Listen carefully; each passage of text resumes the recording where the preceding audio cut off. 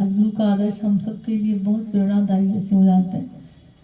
हमको भी हमेशा ऐसे ही लगता था कि जब 30 त्योहार पे गुरु जी निकल सकते तो हम क्यों नहीं, जब मीना मम्मी निकले तो हम क्यों नहीं, है ना?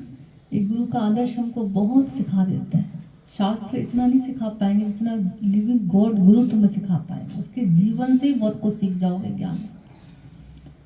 आज दादा भगवान की महिमा कितनी जैसी लगती है कि उन्होंने हम सबको गृहस्थ में से ज्ञान जीवन में लगा के तब सोचो हम तक पहुंचाया है। कितनी बड़ी बात। फिर अंदर में ऐसे विश्वास कि जब मैं कर सका तो तुम कर सकते हो, तो तुम भी कर सकते हो। तो कितनी बड़ी कृपा है ऐसे गुरु की कि पहले तो मन क्यों नहीं सीख पाता था कभी, इसीलिए नहीं सीख पाता था हमेशा कि अरे इनको क्या पता हमारे घर में क्या प्रॉब्लम है, इनको क्या पता हमारी बहू कैसी है, इनको क्या पता हमारे बच्चे कैसे हैं, हमारे घर वाले कैसे हैं, हम कैसे रह रहे हैं, कैसे जी रहे हैं, इनको क्या पता। हकीकत में देखी जाए तो गुरु के जीवन से कितना सीखने को मिलता है। आजाद भगवान के 40 घर के लोग, 40 लोग माना 40 सृष्टि, 40 तरह के 100 संस्कार, सबके अंदर अंदर नेचर अलग अलग सबके होते हैं। सारे थोड़ी गऊ होते हैं घर में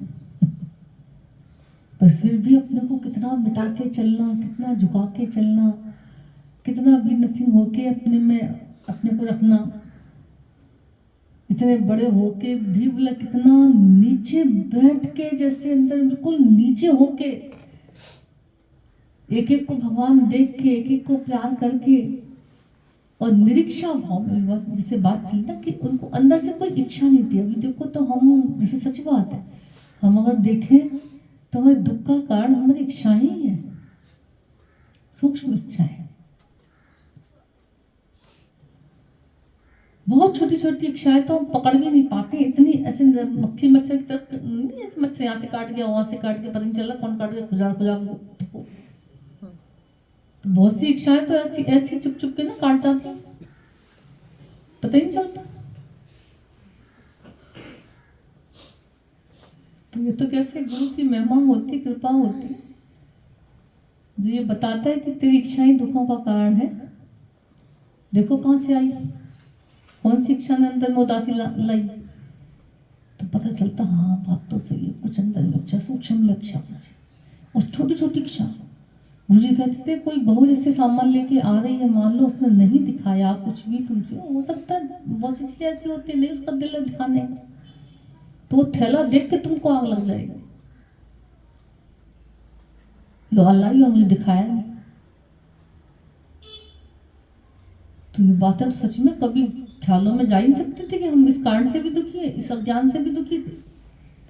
कोई आया तो पूछा नहीं, किसी ने हमको देखा नहीं, कोई देखने वाला नहीं, कोई समझने वाला नहीं, ये क्या है, इच्छाएं तो है कहीं ना कहीं देखी जाए तो बहुत सूक्ष्म इच्छाएं होती है अंदर में, और इच्छा ही हमारे दुखों का कारण है। कभी भी सूक्ष्म में जाके देखना, ये सूक्ष्म से सूक्ष्म इच्छा ही हमारे तकलीफों का कारण बन जाती है। इसलिए गीता भगवान ने हमेशा बोला इच्छा मात्रम अविद्या, शास्त्र कहता है, पर हमने शास्त्रों में खाली पढ़ा, सीखा गुरु के आदर्श से, जितना जीवन में ज्ञान उतर पाया गुरु के आदर्श पक्के ही देख के ही उतर पाया। मुझे हमेशा बताते थे कितना, जैसे 2 कपड़ों में सोचो गुरु जी 6-6 महीने वहां पर निकालते थे गीतावन के पास, तो अंदर में दिखावा नहीं था ना, कि अंदर इच्छा नहीं थी ना कि कोई मुझे क्या समझेगा, कोई लोग क्या सोचेंगे, मेरे पास भगवान ने दिया ही क्या, 2 ही कपड़े खाली, बस बॉम्बे ऐसे शहर में सत्संग होगा रोज, मतलब कहते तो कितनी कितनी इच्छाएं अंदर में बलवती हो जाती है, पर 2 कपड़ों में उन्होंने 6 जोड़ी 6 महीने निकाले 2 जोड़ी कपड़ों में, कितनी सोचने वाली बात है। और इतने मस्त, इतने खुनके से रहते थे, कहते थे खाली कपड़े ढंग से अगर तुम प्रेस करके धो के अच्छे से प्रेस करके पहनोगे ना, ये 2 जोड़ी कपड़े तुम्हारी इज्जत करवा देंगे, पर 4 जोड़ी कपड़े भी तुम बेढंगे तरीके से रखोगे पहनोगे तो भी तुम्हारी बेइज्जती करवा देंगे। कहने का मतलब उनका ये कि अंदर में खुद इच्छाओं को कंट्रोल किया। गीता भगवान कहते हैं कि रफू कर करके कपड़े पहनते थे, जबकि इतने ऐसे पैसे वाले घर की बेटी, इतने पैसे वाले घर में आए, श्याम डैडी का विदेश में सोचो बिजनेस था उनका, तो सास ने देख लिया था, एक दिन ऐसे अलमारी देखी तो उसमें रफू की साड़ियाँ रखी तमाम के। बोले रही तुमने बताया क्यों नहीं, ये साड़ियाँ पहन रही? बोले इससे काम चल रहा ना मेरा,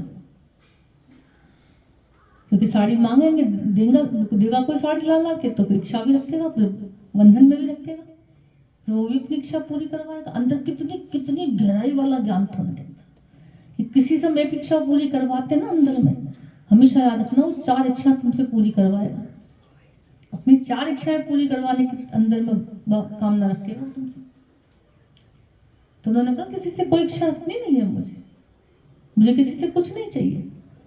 निराकार परमात्मा देख रहे, उसको जरूरत होगी वो दे देगा, खुद ला के कर देगा। तो इतना अंदर में उनको रहता था कि मुझे किसी से कुछ भी नहीं चाहिए। और सच में जिसको किसी से कुछ नहीं चाहिए ना दुनिया में, वही सबसे बड़ा शहंशाह होता है।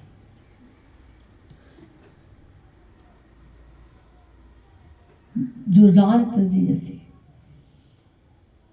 तजे तो राजा बनता है। लोग कहते हैं मिले तो राजा बनेंगे, उल्टी रीति है संसार की। ब्रह्मज्ञानी कहते हैं, ज्ञानी कहते हैं, भगवान कहते हैं तू तज तो महाराज बनेगा। संसार वाले कहते हैं तू पा तब महाराज बनेगा। कितना कितना फर्क है। भगवान राम वन में गए तो बन गए, है ना, तो भगवान कहलाई। तपस्या इतनी की उन्होंने तो भगवान कहलाई। निरीक्षा भाव में रहे तो भगवान कहलाए। उनको कोई इच्छा नहीं थी, कोई इच्छा नहीं थी कि भरत को गद्दी मिल रही मुझे क्यों नहीं, मुझे मिलनी चाहिए, मैं घर का बड़ा हूं। ये इच्छा भगवान को भगवान नहीं कहने देती। जो भी अंदर में सामने आ रहे हैं बड़े प्यार से सब स्वीकार कर रहे हैं, कंदमूल फल खा रहे हैं अपना, जो भी कैसे शांत से रहे। हम तो कभी देखते हैं कैसे ठंड में गर्मी में कैसे क्या अवतारों के शरीर में होते थे। अगर चाहे तो उनको कितनी इच्छा है, उनको भी कितनी सुबुद्धि पड़ी होती है। तो कैसे सिखाया उन्होंने अपने जीवन में, हम सब के लिए ये अपनाया, अपने जीवन में ज्ञान को लगाया और हम सब तक पहुंचाया कि जब मैं रह सकता हूँ बिना इच्छा किए, जब मैं जिंदा रह सकता हूँ तुम क्यों नहीं रह सकते। भगवान देख रहे तुम्हारी जरूरत की जो चीज होगी तुम्हें देगा। वो जिस चीज की तुमने जरूरत समझी भगवान देखो। और हकीकत देखी जाए तो जिस चीज की हमको जरूरत है ना, घर में हर चीज तुम्हारे आज की डेट में रखी पड़ी है, भरी पड़ी है, पर इच्छाओं ने मार डाला दुनिया भर को। इच्छाएं हमारे दुखों का कारण बन गई है, इच्छाएं हमको पीड़ा दे रही। इतना मिलना चाहिए, ऐसे मिलना चाहिए, ऐसे होना चाहिए, है ना, इसको ऐसे करना चाहिए, ये ऐसे क्यों नहीं कर रहा है। ये सब बातें क्या है। अब व्यक्ति कोई दुखी थोड़ी करता, सच बात है। अंदर में आप विचार करते गुरु की कृपा से, जैसे लगता कि वाकई दुख का कारण बाहर थोड़ी था, दुख का कारण में तो अंदर है भाई। ये ऐसे क्यों नहीं चल रहा है, ये ऐसे क्यों नहीं कर रहा है, इसको ये करना चाहिए, ऐसे क्यों नहीं किया इसने। अब वो तो चल रहा अपना स्वभाव संस्कार से, वो तो चल रहा तुम्हारे कर्मों के हिसाब से। पर हम क्या कह रहे हैं उससे, तुझे ऐसे नहीं ऐसे करना चाहिए। अब गुरु ने क्या कह दिया कि वो कैसे चल रहा नहीं चल रहा इससे मतलब नहीं है, तुझे कैसे चलना है ये तुम जानो। तो जो नजर हमारी दूसरी तरफ थी, इसको ऐसे करना चाहिए, इसको ऐसे करना चाहिए, ये इच्छाएं थी पहले। अब इच्छा तो गुरु ने जगाई, पर कौन सी इच्छा जगाई, अपने जीवन को बनाने की इच्छा जगाई, अपने आनंद रूप में आने की इच्छा जगाई, अपने परमात्मा को पाने की इच्छा गुरु ने जगाई। तो ये इच्छा अगर शुभ इच्छा तुम्हारे अंदर आ गई तो ये इच्छा तो तुम्हारी फिर भी उद्धार का कारण बन सकती है। पर संसार भर से इच्छा अगर आ गई तो पता नहीं देखी जाए तो गुरु ही हमारी इच्छाओं का जैसे खात्मा करता। संसारी इच्छा जो है कि कुछ भी पा भी लिया, कुछ भी कर भी लिया, कुछ भी तुम्हें मिल भी गया तो भी क्या, शादी भी हो गई, 4 दिन की चांदनी फिर अंधेरी रात, सबको पता अच्छे से। दुख तुम्हारे तभी शुरू होते हैं। लोग कहते शादी से पहले तुम्हारी ऐश थी, हमको घूमते थे फिरते दिखाते थे, शोषण होके घूम रहते थे। क्या शादी ऐसे? कई बार देखो तो शादीशुदा लोगों से पूछो, भैया सुखी हो? अरे सुख हमारे जीवन में, किसी से पूछो, गरीबों से पूछो सुख हमारे जीवन में, अमीरों से पूछो सुख हमारे जीवन में, अच्छा खासा कष्टपुष्ट व्यक्ति सुख हमारे जीवन में, सुख कहां रहा है? नानक दुखिया सब संसार, सुख है ही नहीं संसार में, कहीं सुख नहीं है। अब सुख मिल क्यों नहीं रहा? गुरु ने कहा वो तो दीक्षा बनी पड़ी है, वरना तो भगवान ने सुख सागर बनाया, ये देखी जाएगा। एक पिंजरे का पक्षी जैसे, उसको लगा था देखो मेरी जिंदगी क्या है, मैं तो ऐसे बंधा पड़ा हूं, दुखी निराश हताश, जिंदगी मेरी क्या है जिंदगी? ये पक्षी कितने अच्छे होते हैं आकाश में, फिर ही घूम रहे आराम से, जब मर्जी खाते हैं उड़ते हैं पहनते तो पक्षी करे क्या है? तो हम कभी देखते हैं पक्षियों को, सच में देखो सर्दी में भगवान ने उनको कैसे, जब ज्यादा सर्दी लगती है ना, वो अपने पंख अपने शरीर फुला देते हैं, कैसे भगवान ने उनके पंख कैसे पर उनका जो पत्ते क्या बोलते हैं, पंख जैसे है ना, कितना चिकने से, उसको ठंड जैसे लगती तो होगी खैर, पर भगवान ने कैसे स्वेटर बना रखा देखो उनको ऑटोमेटिकली, जब ठिठुरते ना तो ऐसे फुला के बैठ जाते गर्दन को अपनी चोंच में ठंड लगती होगी, चोंच अंदर नहीं। कितनी भगवान ने सच में बुद्धि दी है, कितनी कितनी गजब की महिमा परमात्मा की। उड़ते पक्षी तो देखो जरा, आंख में उनको दिमाग किसने दिया ऐसा कि कौन सी मेरी दिशा, किस दिशा में मुझे जाना है।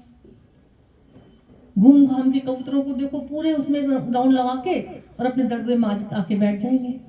हमने कहा बताओ इनको किसने अकल दी, किसने अकल दी कि कहाँ तक जाना है। एक हवाई जहाज वाले उड़ाने वाले पायलट को फिर भी थोड़ा पढ़ना पड़ता होगा, मेरी रोड कौन सी, किधर से जाऊंगा मैं, किस साइड से निकलूंगा। पक्षियों को देखो जरा, उनको किसने पढ़ाया? यहाँ से उड़े हैं, उड़ के दाना पानी कहाँ से मिलेगा, कैसे मिलेगा, कहाँ से कैसी नजर उनकी होती होगी, और सारे पक्षी को भगवान खिलाता है। देखो सब जीते कैसे, झुंड की झुंड निकलते हैं, देखते हैं पक्षियों को, बाप रे इतने गुरु के, इतने भगवान के शुक्राने निकलते हैं, वाह प्रभु तू कैसे चला रहा सृष्टि को। लोग तो 4 चिड़ियों को दाना डाल के अहंकार करते हैं कि मैंने चुगाया चिड़ियों को, मैंने कबूतरों को चुगाया, मैंने तो ये कुत्ते को खिलाया। और ये भगवान की सृष्टि में देखो, ऊपर नीचे, नीचे आकाश में, पाताल में, ऊपर आकाश में उठ रहे जीवों को भगवान पक्षियों को खिलाता रहता है, समुद्र के नीचे पल रहे जीवों को भगवान पालता रहता है, खिलाता रहता है। पृथ्वी में इतने पृथ्वी पर जैसे जीव जंतु, सबको पाल रहे, सबको खिला रहे, तो कहीं अहंकार नहीं करता, कहीं इच्छा नहीं करता कि मुझे कोई धन्यवाद भी दे। सबसे बड़ा कितना आदर्श है ऊंचा परमात्मा का, गुरु का, इतना देख के भी कभी इच्छा नहीं करता। उस पिंजरे के पक्षी को इच्छा हो गई कि अरे बाप रे ये सब उड़ रहे हैं, मैं तो बंद पड़ा हूँ, काश मैं उड़ जाऊँ ऐसे, मुझे भी कोई खोल दिया पिंजरा किसी ने। आया संत बोले चल ऐश कर जा, उड़ा दिया जैसी, एक तो अब्बल तोड़े ना, बंदे हुआ बंद पड़ा ऐसे पिंजरे में, आलसी हो गया।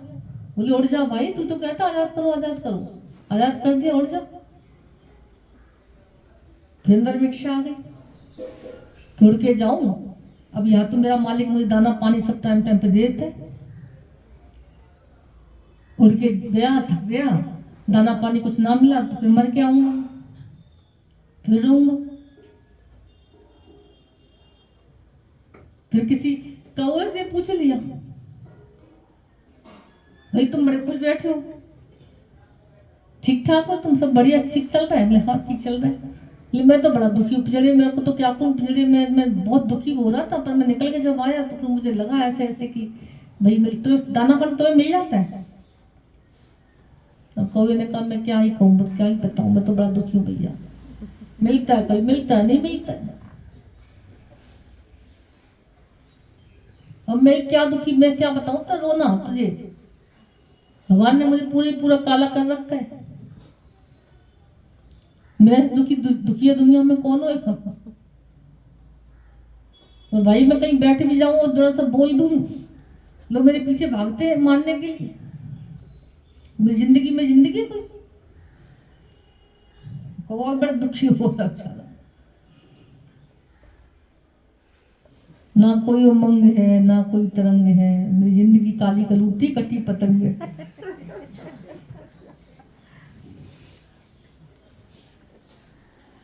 सब रो रहे हैं।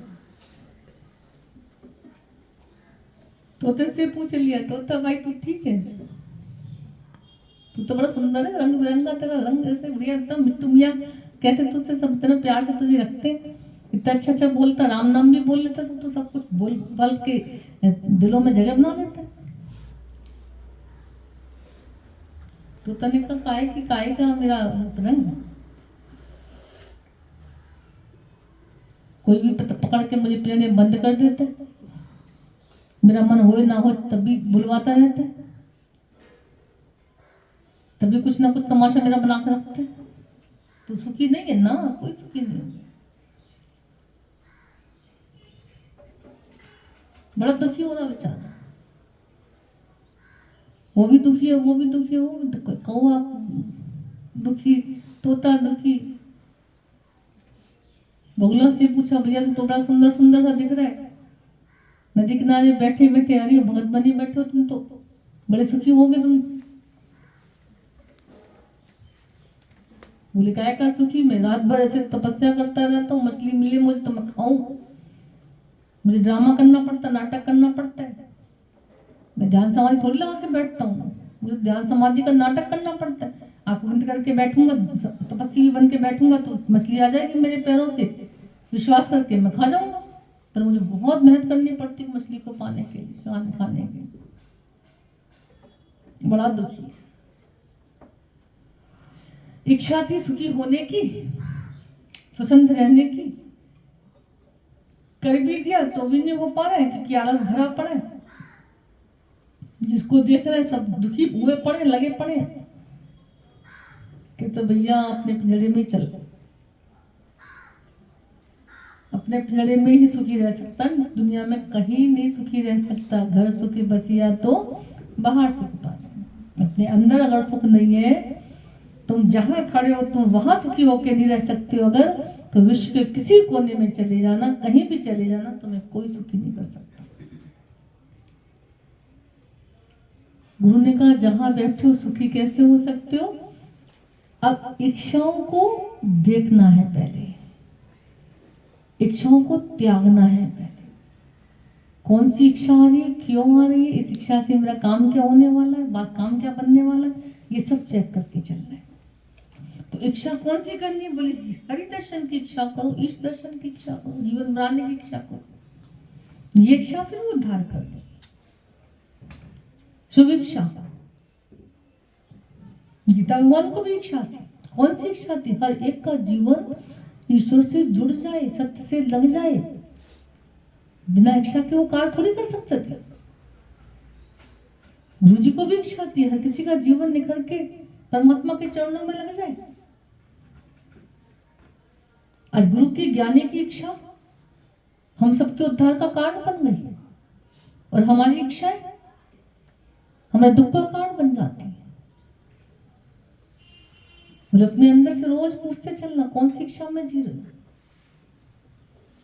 जो कष्ट दे रही है, पीड़ा दे रही है, वो इच्छा संसारी इच्छा है।